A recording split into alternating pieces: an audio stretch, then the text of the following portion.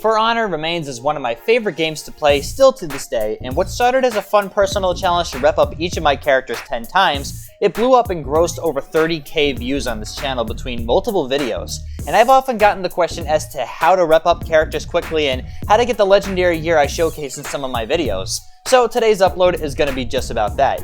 In this video, I'm going to be going over how you can rep up your favorite characters up in a decent amount of time and how to get your preferred gear at a higher level. Some of the tips that might not be all that secret to some veteran players. They're more catered to the newer players who are just jumping into the world of For Honor, but if you've been playing the game for a while, stick around anyway just in case. You might learn something new. So let's get started. Just keep in mind that my overall reputation count cost me over 1,000 hours of playtime. That's including XP events, extra loot events, and more. And some gear you may be looking for might be exclusive to certain events like the Apollyon's Wolves event.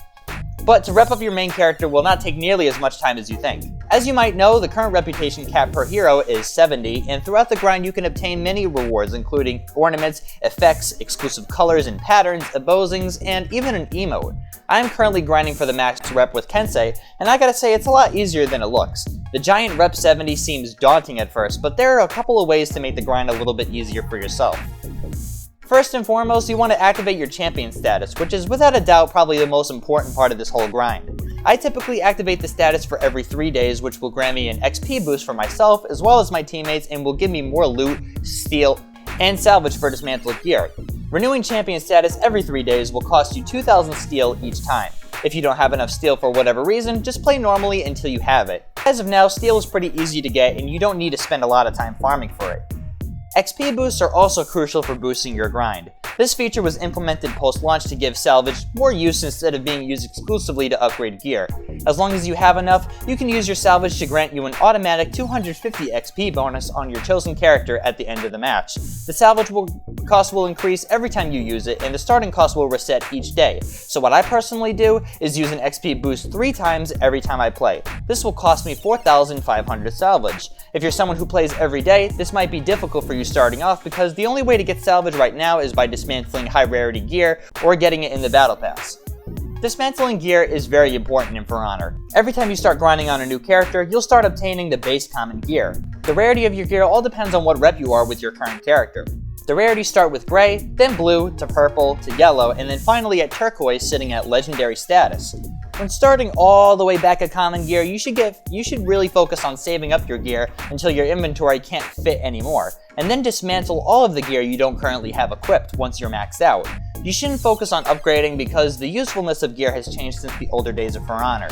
Perks on your current gear can help out a little bit, but the game is more skill-based now rather than RPG where you can choose certain aspects of your character to upgrade. So don't worry about the perks because the higher the rarity you grind towards, the more the perks will fill in by themselves at random. You start getting the best looking gear at reps 8 and up. That's when you finally get to the legendary cosmetics and you basically have limitless customization options in that area just as long as you have unlocked appearances for what you want.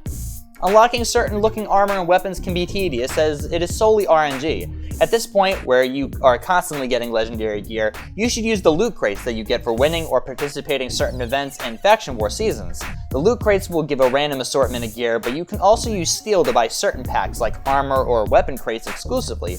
I personally never open my packs and I just grind my characters for the gear. The champion status helps out with that a lot.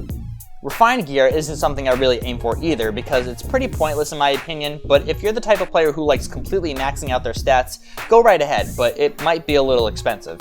Game modes are another really important part to leveling up. I mean, how else are you going to rep up if you don't play the game? Unless you have orders to play a specific game mode, you should focus on playing Dominion or Breach exclusively. At the end of the matches you play, you'll get a bonus in XP depending on the game mode, how well you did, the time you spent in that match, and strategic points on the war map, which is really something you can't control. Playing against bots or real people is all up to personal preference. Player matches tend to be a little longer, granting more XP, but bot matches get much harder the more your overall rep count increases.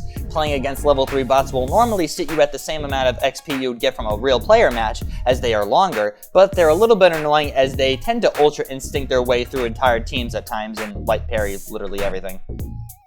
But last but not least, the main source of your XP and steel, without including champion status, is orders. Daily orders and main orders are a great way of getting massive amounts of XP for doing specific things like playing certain game modes, getting kills, and playing as specific factions and reviving allies. Daily orders are your main source of steel and battle points for the battle pass, and main orders are your best shot at getting a lot of XP at once.